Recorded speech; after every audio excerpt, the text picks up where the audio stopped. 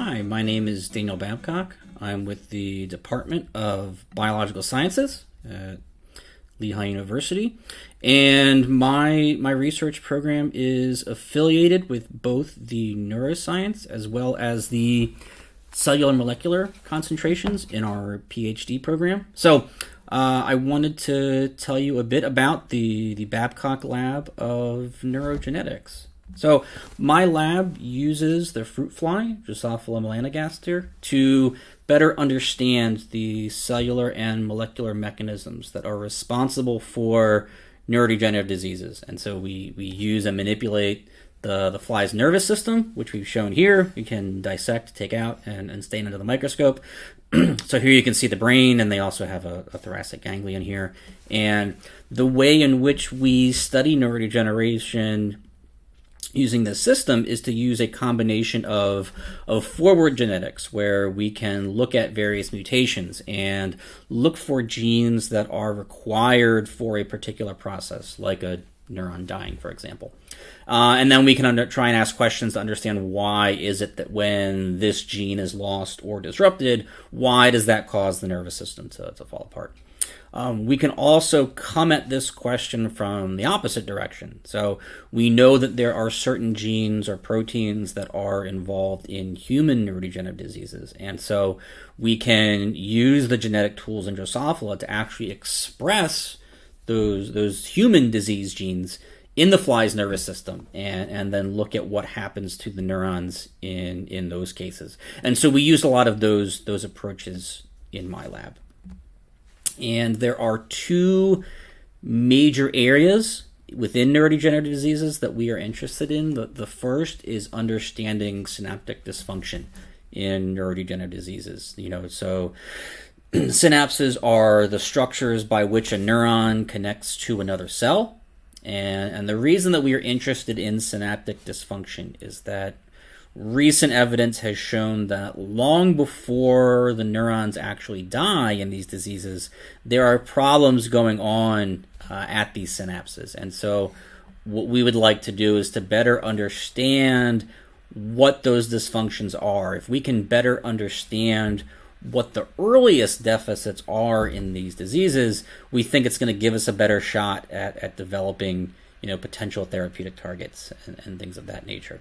So we're very interested in synaptic dysfunction. We also have projects in the lab that are focused on understanding why certain neurons in the brain die in different neurodegenerative diseases. So this is just a diagram of the human brain, and the neurons that are lost in Alzheimer's disease are completely separate from the neurons that are lost in Parkinson's disease, which are separate from Huntington's disease, which are separate from ALS, and so on and so forth. And so we know that there are certain neurons in the brain that are vulnerable to these different diseases, but it's different every time, and we actually don't know why certain neurons are lost in a certain condition. So if we could understand the factors that render those neurons vulnerable, we could try and develop strategies for protecting those neurons. And so I'll walk through those two projects we have. So first, understanding synaptic dysfunction in neurodegenerative diseases.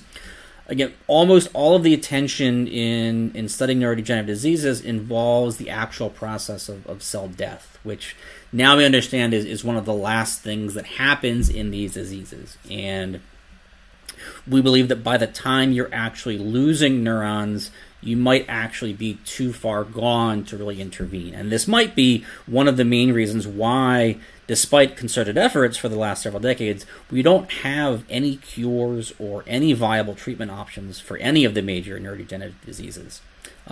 So we do know that synaptic dysfunction occurs prior to the loss of neurons. And so the major questions that we're asking in my lab is, first, what is specifically going on at the synapses prior to cell death? And how much sooner do these changes take place before the cells die? And then probably the more important question is, how are those early changes that we end up characterizing, how are they related to the later stages of cell death?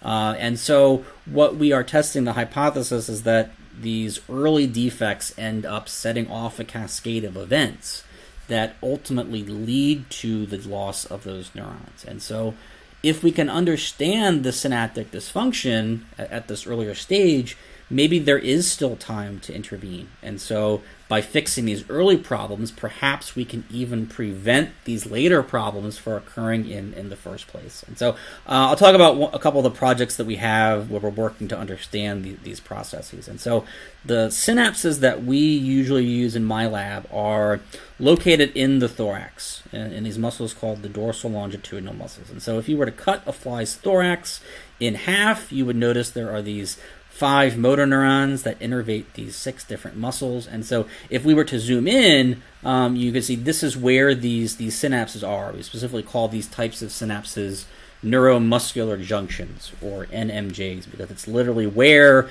the neuron connects to the muscle. And so you can see these different types of structures here. So if we dissect these and look at them under the microscope, we can see what these synapses look like. And because these neurons are involved in the flies beating their wings, they need these synapses to be working in order to fly. So we can measure flight behavior in the lab, and so that gives us a functional readout of how well these synapses are working. And then of course we can look under the microscope to get a view of the structural integrity of these cells. And so one of the projects that we're working on is looking at a model of ALS, which is a human neurodegenerative disease. The reason we're looking at ALS is this disease primarily impacts motor neurons. And since we are looking at motor neurons anyways, this seems to be the most appropriate. And so when we express a human gene that is associated with ALS, we see that these synapses fall apart. In our control flies that are a couple of weeks old, you can see these nice, beautiful structures. And in the ALS model, even by 14 days, they have really started to fall apart. And along with that, we can measure flight behavior in young and old flies. And essentially, the higher these bars are means the better they are at flying. So when flies are young, they're fine. But when they're a few weeks old, control flies are still fine.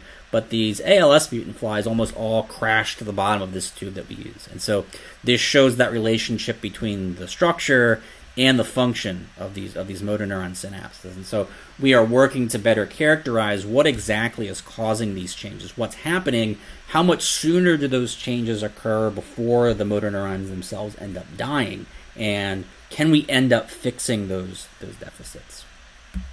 The second question that we're addressing again is why certain neurons die in different diseases. And for these questions, we are particularly interested in models of Parkinson's disease. And so this is the second most common neurodegenerative disease in humans. It's characterized by the loss of dopamine neurons, and it results in these locomotor defects. We usually think of the tremors. And so the Drosophila brain is obviously a lot more simple than humans, but they still have about 250,000 neurons. So it's still a remarkably complex neural network. And even though their nervous system is more simple, they also have dopamine neurons. Here we have some labeled with green fluorescent protein. And the nice thing about flies, they make it easy for us. So their dopamine neurons, there's about 100 of them, but they're organized into these nice, distinct clusters. And so we know how many there are supposed to be in these different clusters. And so we can literally measure the loss of neurons by simply counting them. And it's also interesting that even though the nervous system is more simple in the flies, when they lose some of these dopamine neurons, the fruit flies will also have locomotor defects. And so one of the assays we use in our lab is called a climbing assay. And so flies will attempt to climb to the top of a cylinder here. And so we put them up against the line here. You can see that normal flies will scurry on up the side here, and we can measure how quickly they do this and how efficient they are. Flies that have locomotor impairment, you can see they have problems moving pretty much at all. So this is some of the behavioral analysis that we do. And one of the projects that one of my current graduate students is working on is trying to understand, there are different dopamine neurons in different clusters. And we were trying to figure out why some are lost and some aren't. And so all I really want to show with this data here is that she's been assessing these neurons in this green cluster and also these neurons in this blue cluster. And for reasons that we're trying to understand, in these different models of Parkinson's disease, these neurons in this green cluster, some of them are lost pretty consistently, whereas these neurons in this blue cluster, there's no significant loss at all. And so the main question there is, what makes these neurons more vulnerable than these ones? And so that's the main focus of that project. And then the end goal there is, if we can identify what makes some of these neurons vulnerable, then hopefully we can make those vulnerable neurons more like the resistant ones to prevent neuronal loss in those disease models. So these are also some of the kinds of questions that we address in my lab. As far as what our training program involves, we're working with fruit flies, so we do a lot of genetic analysis. We do a lot of cell biology, so if we want to look at the brains or look at these synapses, we dissect them out of the fly. We do immunohistochemistry and confocal microscopy in order to actually look at these structures and measure them. We also do behavioral analysis, which is we're mostly looking at locomotor behaviors. So in addition to the climbing assay that I just showed, we also measure flight in the lab by using our flight assay. And then we also do a lot of molecular work too. So we do molecular cloning, and this can take the form of either generating new mutations using CRISPR technology or generating new transgenes that will allow us to manipulate the nervous system in new and different ways. So these are the types of things that students in my lab are trained to do. And of course, we are currently recruiting any new students who are interested for the fall 2021 term. And so I'll stop there, but I'll thank you for listening. And so if anyone is interested in hearing more about the lab, if you have any questions or just want to chat more about the research program, please don't hesitate to reach out. You can reach me here at my email address. And thanks again for listening.